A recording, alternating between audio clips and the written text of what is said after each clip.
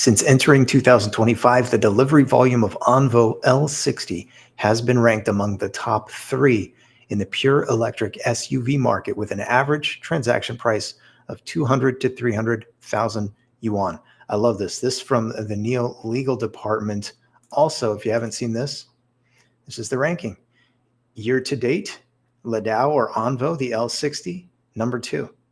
I wanted to open with those two things because I think there's a sentiment that's going to still play through in the comment section. That's why I wanted to lead with those and see who's actually paying attention and who's not. Now, this is the retail volume of NEV, that's new energy vehicles in the brands across China in 2025, which means this is all the folks, including, let's say, Li Auto, essentially the hybrids is what I basically consider them, the extended range EVs. In other words, not pure battery electric vehicles. And yet, NIO and onvo both placing in the top 18 at numbers 14 and 16 respectively. Again, just wanted to share that in case people didn't know. Now, as for the very short-term time frame, and we're talking about the week of February 10th through the 16th, this is the onvo data. It looks like 900. The week that I'll be most curious about is the third full week, which will be next week. And that's usually with onvo what we've seen early on. That's been when we've seen the biggest or best weekly numbers on the insurance registration side of things. Of course, that data doesn't come from NIO, but it is something that I've been tracking for a very long time, over 100 videos so far.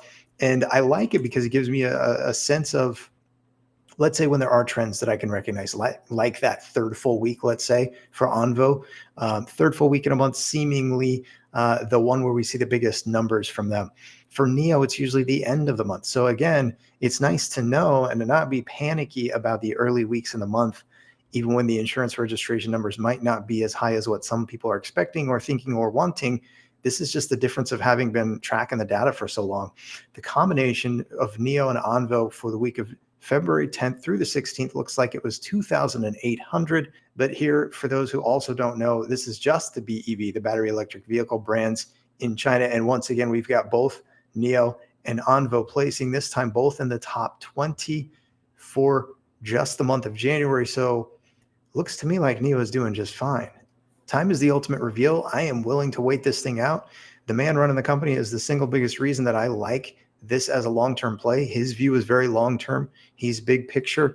I think I'm the same. And so at the bottom of the screen, the first major growth phases as I see them for NIO, you've got market awareness. And I'll give you a specific indicator. Marcel Munch, one of the indicators for me that market awareness for NIO globally is where the brand has really become known is once his channel has 100,000 subscribers. He is certainly deserving of that number, and yet he just surpassed the 50,000 number not too long ago. So for me, that's a simple indicator of when this brand and the market awareness globally is going to be in full effect for NIO, as we will certainly see him at 100,000 subscribers on his YouTube channel and beyond. Simple indicator, but I like coming up with things that are a little unconventional.